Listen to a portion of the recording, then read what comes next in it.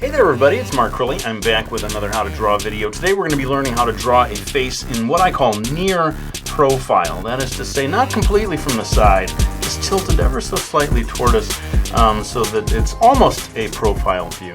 I've put a square here to show you the size that I'm working at. People like to know how large these drawings are. This is 3 inches on all sides. That works out to around 7.5 centimeters. And then I just put a line right across the middle. Let's go ahead and get started with a couple of basic guidelines for drawing the eyes. Alright, so this first eye here is more or less centered between the first line and the second line, and it's kind of an almond shape, except that it has a little bit of a part poking off here that's going to be for the tear duct. Notice that the iris of the eye is more or less centered right on this vertical line here in the middle. Now the other eye, which is turned further away from us, is a bit more compact from side to side, just a little smaller in general, I guess you'd say. And basically, because of the angle of view that we're creating here, you're going to lower this one down noticeably compared to that one. Just a slight sort of diagonal angle. In fact, you could draw a couple of lines in there if you want to make sure that you're getting them at the right angle. But you see that you're coming pretty close to this line here, but not actually touching it. Let's go ahead and add some eyebrows and maybe a line that will be the fold of the upper eyelid. Alright, so you see that this eyebrow is actually coming to a point and touching right on that upper line that we put in as a guideline to begin with. Notice its relationship with the eye quite a bit wider on both the left and the right. This one you're just barely seeing because as we're doing in this drawing, kind of tilting away, we're only seeing part of the eyebrow. And I added this line here for the forehead or the brow, as it curves around back down to the eye. And then in terms of the eyelid lines, you can play around with different widths here. If you want sort of heavier eyelids, you could raise that line up a little bit. But let's go ahead now and put in a guideline for drawing the nose. Alright, so with the nose, notice that the tip of the nose is just a little bit below this horizontal line here. And of course you'll want to pay attention to sort of the relationship of this line to this eye. It cuts right across here, sort of partially obscuring the eye, the tear duct there. And then this angle, diagonal here, with this particular nose that I'm drawing, it sort of comes out, it has a little bit of a change of angle just as it heads down towards the tip. Now, for the nostrils, I'm very careful not to overdo it. You don't want to call too much attention to the nostrils. So do a simple line here. Notice the spaces, that I'm not having this line touch that line. And then just maybe a simple curving line here for the edge of the nostril. And a second one back here you can just barely see just by the angle of the face, this second part of the nostril on the other side of the nose. Let's go ahead now, before we draw the mouth, I'm going to go ahead and draw the rest of this contour line all the way down to the chin and then coming back up into the jaw. Alright, so we started up here, and it's quite tricky here where the eye is turned so far away from us, but you want to get this line to come sort of like the supportive structure of the skin beneath the lower eyelid. And then it cuts across here, allowing the tip of the nose to, just barely overlap it, and then the line continues down here, heading down and kind of coming to a stop right here where we had that lower horizontal line, and that's where it changes direction just a little, heading into the line of the chin. Now you're going to want to pay attention to that gap there of how large the space is, how far down the chin comes. I'd say that it's nearly as much as half of one of these squares, and then coming back and sort of tapering off as it heads up. I added the line of the neck here. If you want to, you can go ahead and add that and pay attention to where that is. It's sort of, the angle of the line is heading, so it just sort of misses this spot where the two lines meet here. Alright, well, I think if we can just get the basic guidelines of the mouth in place, we'll be ready to stop with all the time lapse and do some real-time drawing.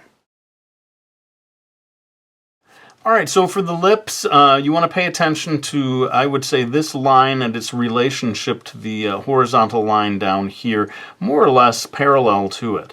although there's a little bit of dip there as the upper lip closes in on top of the upper lip. And then this line of the lower lip very nearly touches that line. You could even have it just go ahead and touch the line. And the character that I've drawn has a fairly thick upper lip. You could lower that line down quite a bit if you want to, but notice that its relationship as it curves around, it actually is slightly visible on the other side of the lower lip there. Now we've got everything in place to begin doing some real-time drawing. I am going to zoom in on the area of the eyes, and we'll start adding some of the details. All right, and I thought I'd point out that I took this opportunity to erase those guidelines. Now's the time to do that. It will become much more difficult after you've added details and shading and so forth. I'm going to begin by adding a suggestion of the pupil, the sort of dot in the center of the iris. Later on, I might use my beloved white gouache to add some highlights to these eyes. For now, I will just add the iris as is, and you can see that this one that's further away from us is just a slightly more compressed from side to side. And now it's time to start adding some details of the eyelashes. I'm not going to draw every individual lash, but I would point out that they are considerably more visible in this area here with the eye turned away from us as it is, and they do tend to curve slightly upward. But at this angle, sort of more or less horizontal looking, and then as it comes across here, it's sort of pointing straight toward the viewer in a way that you probably don't see the individual lines so clearly. At least, stylistically, you can get away without, you can get away with drawing very few individual lines of the eyelashes here, whereas in this area over on the right-hand side, you do want to probably go ahead and make those eyelashes visible. The lower eyelashes, interestingly, are not on this line of the lower eyelid, but just very slightly below. If you can get in, if you look at a highly detailed photo of the human eye, you'll see that, the flesh of the lower eyelid has a certain thickness down here, and that the hairs of the lower eyelashes are separated from the actual line that delineates the eyelid itself, or where the flesh meets the eyeball, I guess you'd have to say. And over here, I'm going to go ahead and start darkening in here where the eyelash area is going to meet with that line, and shading is going to start to obscure some of this, to be honest. Once we get into that part of it, I'll go ahead and continue sort of do the same thing over here, again with the eyelashes becoming much more visible, and particularly here because we are in profile or near profile, you will begin to see them actually against the white of the page, extending beyond the contour of the side of the face. And that probably takes care of that, although we don't want to forget about the lower eyelid lashes. Always not nearly as dark. The lower eyelashes are not as thick, not as dark, and just not as prominently featured normally. Unless it's false eyelashes, I'd say it's normally the upper eyelashes that really are thick and noticeable. And I suppose we can go ahead and do some shading here. I'll darken in the pupils, and depending on the eye color, you can, what I always do is a very pale base color of shading in the iris itself. And once I've got that sort of a uniform gray there, then I will darken in the edges. And then, generally speaking, light can't really reach this upper area, so there's a sort of a gradient area of darkness from the lower part of the iris up to the top. And from this angle, you might even be able to see a little bit of the flesh on the interior of this upper eyelid. If you really want to go for some detail, I've erased away a little bit here to sort of show that. And the tear duct itself is going to be fairly visible from this point of view. Getting into some kind of hyper detail stuff here. I should probably keep it moving. Let's go ahead and do the eyebrow. I could do a whole separate video about eyebrows. In fact, I think I have. Knowing me, I've done one on almost everything. But notice the direction of the hairs here, fairly horizontal in this section. Sometimes, depending on the person, sometimes these begin to go a little more vertical just at the edge. And then tapering off here as it slopes around. As I said, here you're not seeing so much of the eyebrow, and I'm just going to sort of suggest it curving around. It's sort of nice in a way that saves you the trouble of drawing this eyebrow. Most of it is obscured from view, but notice that if you've got this line of the contour, that line is going to, the hairs of the upper eyelid are actually going to come out a little bit from that contour. And now we come down to the well, let me go ahead. In time lapse, I'm going to go ahead and finish this other iris. All right, and now we get to the sort of tricky area of drawing the nose. For me, drawing the nose is one of the hardest parts.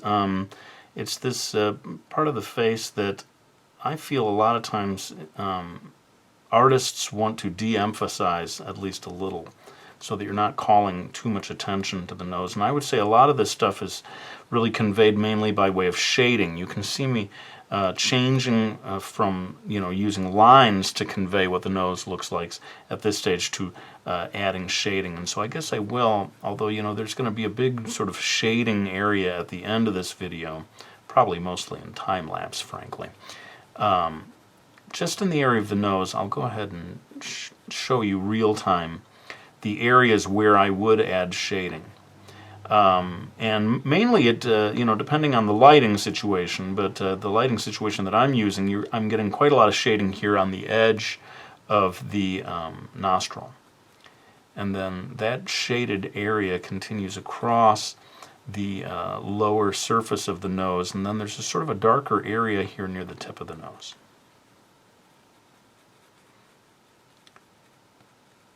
And then beyond that, I don't want to, call too much more attention to this area of the nose. There's going to be some shading underneath where the light can't reach. I don't like to draw these sort of lines in here of the upper lip. I don't like calling too much attention to that. So in a way, we're off the hook in terms of working on this drawing of the nose, insofar as I'm trying to kind of de-emphasize it as a part of the face. And that probably is going to do it. Like this whole area over here with the second nostril, it's more or less just the way it was when I first did it as a line. I'm not going to add too much more to that. All right, let's go ahead and shift focus so that I can begin working on the mouth. Now the lips are a bit like the nose in the sense that a lot of it is conveyed more by shading than by line work.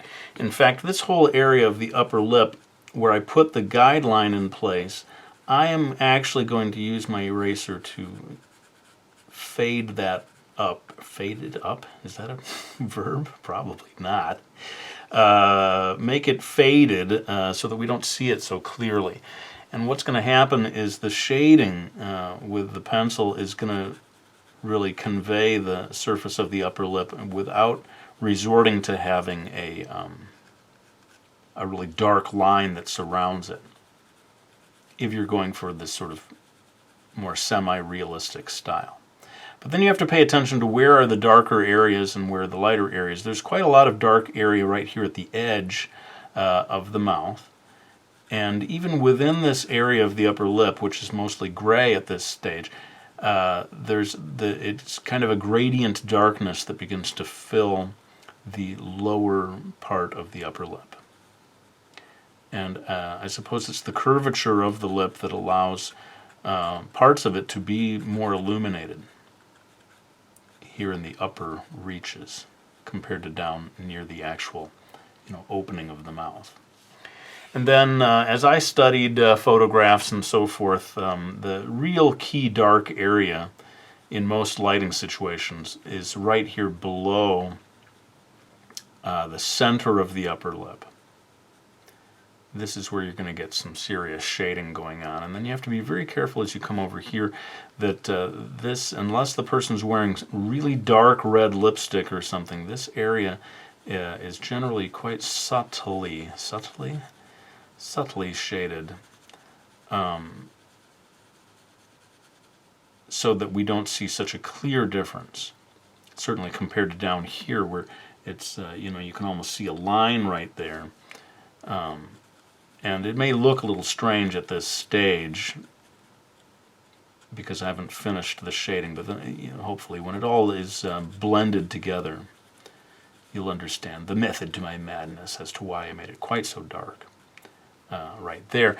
Now, a lot of people's lips do have a certain amount of texture on them, and so you have to start paying attention to the direction of these lines, these kind of vertical lines that curve across the surface of the upper lip. I try not to go too dark with these, but this little extra bit of detail can help a lot to making your drawing of the lips look more realistic. And that may be getting me near the end of that. I think what I'm going to do is maybe show you very quickly how the shading would come in here at the bottom of the chin, and how it eventually does reconnect up here to the area of the lips.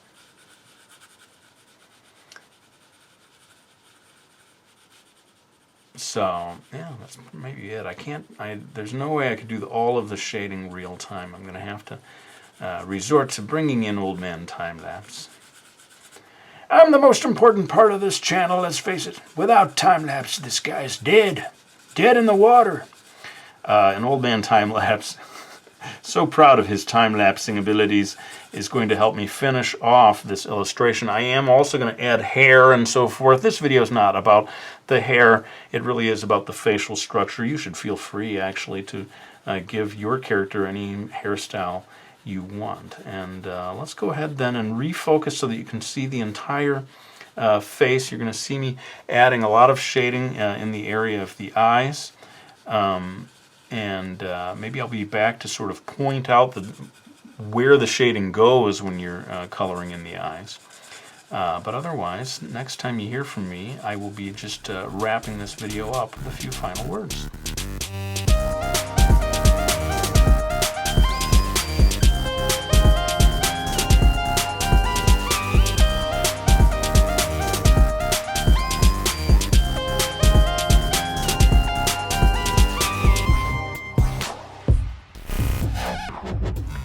All right, well, you can see that the shading is a very big part of the final effect, although, you don't need to add shading to every drawing of a face that you do. But I would point out that I used this black Prismacolor. It's a black-colored pencil to heighten the contrast. That can help a lot. It's what I call the two-pencil method, starting with this sort of ordinary kind of writing pencil, and then beefing up the contrast with the black-colored pencil. Notice that you get quite a lot of shading right here, just near the bridge of the nose, a fair amount of shading back here, and then down here underneath the eye. This can really help a lot, adding some shading down here, suggesting the sort of flush of the lower eyelid. And then otherwise, apart from that, if the person has high cheekbones, you sort of darken things in this area. I couldn't resist adding freckles. Seems like lately all of the characters that I draw have freckles for these videos. And I even have a video that's all about adding freckles. And if you want to watch a video that's 100% about adding shading to a face, I've got a video like that as well. What I want to do now, though, is pull out my beloved white gouache, which is an opaque white paint, and I'm going to use that to add just a little final touch here of highlights to the eyes. Of course, you can sort of try to leave the white of the page to suggest highlights, but I decided let's go ahead and take out the beloved white gouache and add just a little dot of light to each eye. I think that's going to help a lot in terms of making this look more realistic. I suppose I can add just a little touch to the tip of the nose as well. I don't know how much that is going to show up. And then maybe a little bit of texture with the lower lip here. You've got to be careful if you're doing this to have it follow the form of the lower lip. But I think I better stop there before I overdo it. Hang on a second, I'm going to go ahead and grab my books so that I can say thank you to anyone who has supported me by getting them, like the two-pencil method, as I mentioned a moment ago, my book that teaches you all about drawing with those two pencils, including a whole section on drawing faces. The drawing lesson, my graphic novel that teaches you how to draw. This is a great one for beginners. And Mastering Manga, my whole series of books on how to draw in the manga style, Mastering Manga 1, 2, and 3. But I think it's time for me to lay down this pencil. I want to thank you all for watching this video. I really hope you enjoyed it. And I'll be back with another one real soon.